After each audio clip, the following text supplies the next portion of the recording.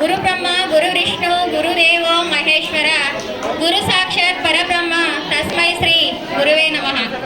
ಈ ವೇದಿಕೆ ಮೇಲೆ ಆಸೀನರಾದಂಥ ನಮ್ಮ ಶಾಲೆಯ ಮುಖ್ಯ ಅತಿಥಿಗಳಂತ CRP ರಘುನಾಥ್ ಸರ್ ಅವರು ಹಾಗೂ ಗುಂಡಪ್ಪ ಹುಡುಗಿನೇ ಸರ್ ಅವರು ಹಾಗೂ ನಮ್ಮ ಶಾಲೆಯ ಅಧ್ಯಕ್ಷರಾದಂಥ ಶ್ರೀಮತಿ ಕವಿತಾ ಶಂಭು ಮೇಡಮ್ ಅವರು ಮತ್ತು ನಮ್ಮ ಶಾಲೆಯ ಮುಖ್ಯ ಗುರುಗಳಾದಂಥ ರವಿ ಶಂಭು ಸರ್ ಅವರು ಮತ್ತು ನಮ್ಮ ಎಲ್ಲ ಶಿಕ್ಷಕ ವೃಂದದವರು ಮತ್ತು ಮುದ್ದು ಮಕ್ಕಳಿಗೆ ಶಿಕ್ಷಕರ ದಿನಾಚರಣೆಯ ಶುಭಾಶಯಗಳು. ಈಗಾಗಲೇ ಟೀಚರ್ ಶಿಕ್ಷಕರ ಬಗ್ಗೆ ಮತ್ತು ಡಾಕ್ಟರ್ ಸರ್ವಪಲ್ಲಿ ರಾಧಾಕೃಷ್ಣ ಅವರ ಬಗ್ಗೆ ಹೇಳಿದ್ದಾರೆ.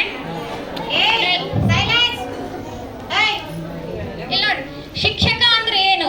ಶಿಕ್ಷಕ ಅಂದ್ರೆ ಫಸ್ಟ್ ಏನಿರ್ಬೇಕಂದ್ರೆ ಶಿಸ್ತಿರ್ಬೇಕ್ರಿ. ಶಿಸ್ತಂದ್ರೆ ಏನಂದ್ರೆ ಸಮಯ ಪ್ರಜ್ಞೆ ಇರ್ಬೇಕು ಮೊದಲು. ಆಮೇಲೆ ಕ್ಷ ಅಂದ್ರೆ ಏನು? ಕ್ಷಮಿಸುವ ಮನೋಭಾವ ಇರ್ಬೇಕು. ಕ್ಷಮಿಸುವ ಮನೋಭಾವ ಅಂದ್ರೆ ಮಕ್ಕಳಿಗೆ ಸಡನ್ ಆಗಿ ಪನಿಷ್ಮೆಂಟ್ ಕೊಡೋದಿಲ್ಲ, ಒಂದ್ಸಲ 2 ಸಲ ನೋಡಿ ಆಮೇಲೆ ಪನಿಷ್ಮೆಂಟ್ ಕೊಡ್ಬೇಕು. ಕ ಅಂದ್ರೆ ಕರುಣೆ ಮನೋಭಾವನೆ.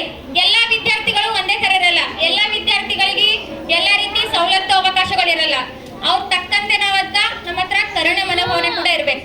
ಈ 3 ಗುಣ ಇದ್ದರೆ ಅವ್ರು ಮಾತ್ರ ಶಿಕ್ಷಕರಾಗ್ತಾರೆ.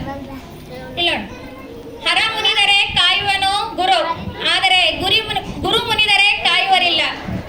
ಜಗತ್ತಲ್ಲಿ ನೋಡ್ರಿ, ನಾವೇನಾದ್ರೂ ತಪ್ಪು ಮಾಡಿದ್ರು ಆ ದೇವ್ರು ಕ್ಷಮಿಸ್ಬೋದು, ಆದ್ರೆ ನೀವೇನಾದ್ರೂ ಶಿಕ್ಷಕರಿಗೆ ನೋವು ಕೊಡುವಂತ ಏನಾದ್ರೂ ಮಾಡಿದ್ರೆ ಅದನ್ನ ತಪ್ಪಿಸ್ಲೋಕ, ಶಿಕ್ಷಕರ ಶಾಪ ತಡಿಲಕ್ಕ ಯಾರಿಂದಲೂ ಸಾಧ್ಯ ಇಲ್ಲ.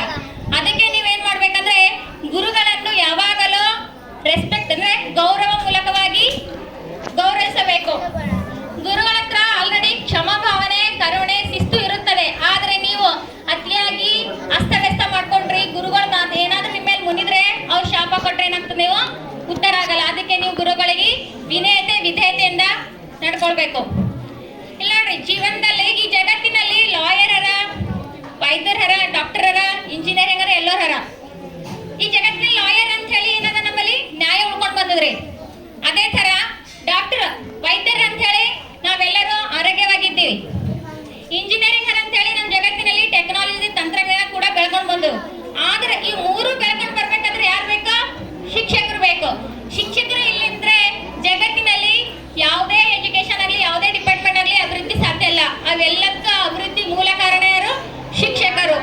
ಅಂತ ಒಂದು ಶಿಕ್ಷಕರಿಗೆ ಈ ಎಲ್ಲಾ ಶಿಕ್ಷಕರ ಹುಟ್ಟುದ ಹಬ್ಬವನ್ನು ಸ್ಥಾನ ಒದಗಿಸಿಕೊಟ್ಟಂತ ಡಾಕ್ಟರ್ ಸರ್ವಪಲ್ಲಿ ರಾಧಾಕೃಷ್ಣ ಅವರ ಹುಟ್ಟಿದ ಹಬ್ಬದ ಅವರಿಗೆ ನಾನು ನಮನವನ್ನು ಸಲ್ಲಿಸುತ್ತೇನೆ.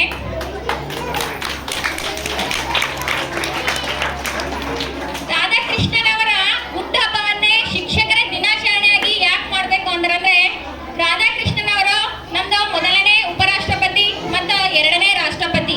ಅಷ್ಟೇ ಅಲ್ಲದೆ ಅವರು ಆದರ್ಶ ವ್ಯಕ್ತಿಯಾಗಿದ್ರು, ತಂತ್ರಜ್ಞಾನಿಯಾಗಿದ್ರು, ಶಿಕ್ಷಕರು ಕೂಡ ಆಗಿದ್ರು. ಅವರು ಹೆಂಗ್ ಮಾಡ್ತಿದ್ರು ಅಂದ್ರೆ ವಿದ್ಯಾರ್ಥಿಗಳ ಜೊತೆ, ಅವ್ರ ಸ್ಟೂಡೆಂಟ್ ಜೊತೆ ಸ್ನೇಹ ಸಂಬಂಧ ಹೊಂದಿದ್ರಿ. ಯಾರೋ ವಿದ್ಯಾರ್ಥಿ ಏನೋ ಕಷ್ಟದಲ್ಲ ಅಂದ್ರೆ ಅವರಿಗೆ ಸ್ವತಃ ಸಹಾಯ ಮಾಡಿ ಆ ವಿದ್ಯಾರ್ಥಿಯನ್ನ ಪರೀಕ್ಷೆ ಬರ್ಲಿಕ್ಕ ಸಹಾಯ ಮಾಡ್ತಿದ್ರು. ಯಾವಾಗಲೂ ಫ್ರೆಂಡ್ ಆಗಿ ಇದ್ದಿ ಮಕ್ಕಳಿಗೆ ಏನ್ ಮಾಡ್ತಿದ್ರು ಅಂದ್ರ ಅಭಿವೃದ್ಧಿ ಮಾಡ್ತಿದ್ರು, ಡೆವಲಪ್ ಮಾಡ್ತಿದ್ರು.